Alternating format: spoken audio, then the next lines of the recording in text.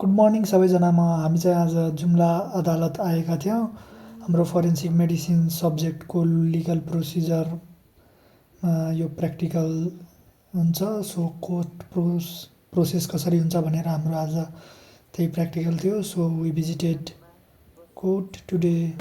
हाम्रो medical opinion हुन्छ, जस्तै अब कुनै केसेसहरू भयो त्यसको फिजिकल एक्जामिनेसन गरेर त्यो कुनै सपोज जबरजस्ती गर्ने कुटपिट मुद्दा हत्याहरू भएको छ भने त्यसको अब डक्टरले चाहिँ एक्जामिनेसन गर्छ अनि त्यो एक्जामिनेसनको रिपोर्ट बनाउनुपर्छ अनि त्यो रिपोर्टलाई हामीले यहाँ अदालतमा पेस गर्नुपर्छ। अनि त्यो सुरुमा हुन्छ यहाँ दर्ता चलानी फाँट।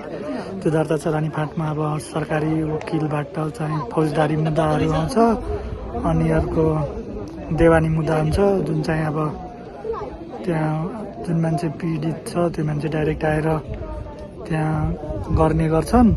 अनि त्यस पछाडि त्यो अर्को दायरी फाँट, जहाँ चाहिँ मुद्दाहरू इन्ट्री हुन्छ अनि त्यो मुद्दालाई डिभाइड गरिन्छ, वेदर इट इज देवानी मुद्दा हो कि फौजदारी मुद्दा। अनि त्यो मुद्दालाई त्यहाँ इन्ट्री गरेर त्यो मुद्दा अगाडि बढ्ने गर्छ। अनि त्यो मुद्दा इन्ट्री अगाडि गरेर अनि एउटा फाँट थियो जहाँ चाहिँ सबै इजलासहरू भइराखेको तिनीहरूको सबै रेकर्ड राख्ने फाँट थियो। अनि अर्को चाहिँ अभिलेख फाँट थियो। अभिलेख फाँटमा चाहिँ सबै डाटाहरू, जस्तै कुन कुन मुद्दाहरूको पुरै हिस्ट्री राखिएको हुन्छ। अनि जति बेला पनि यो देशको नागरिक जसको यहाँ मुद्दाहरू छ त्यो मुद्दाको के फैसलाहरू भएको थियो त्यो मुद्दाको डाटाहरू राख्ने गर्छ।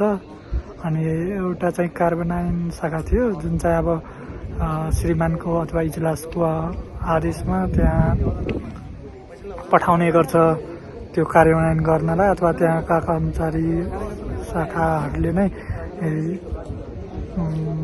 त्यो बिगो भर्नेहरू त्यसलाई पीडितलाई न्याय दिने कुराहरूलाई कार्यान्वयन गर्ने हुन्छ।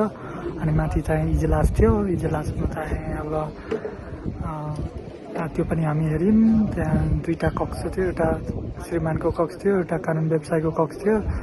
अनि अर्को चाहिँ हाम्रो जो चाहिँ पीडित र पीडक पक्षहरू जसको मुद्दा भइराखेको हुन्छ त्यो पक्षका मान्छेहरू बस्ने ठाउँ थियो। And this is about court visit which comes in under forensic medicine. र हामी आज करेन्ट रिसर्च विज्ञान प्रतिष्ठानबाट यहाँ भिजिट गऱ्यौँ। धेरै नै खुसी लाग्यो, धेरै नै जानकारी पायौँ। Thank you.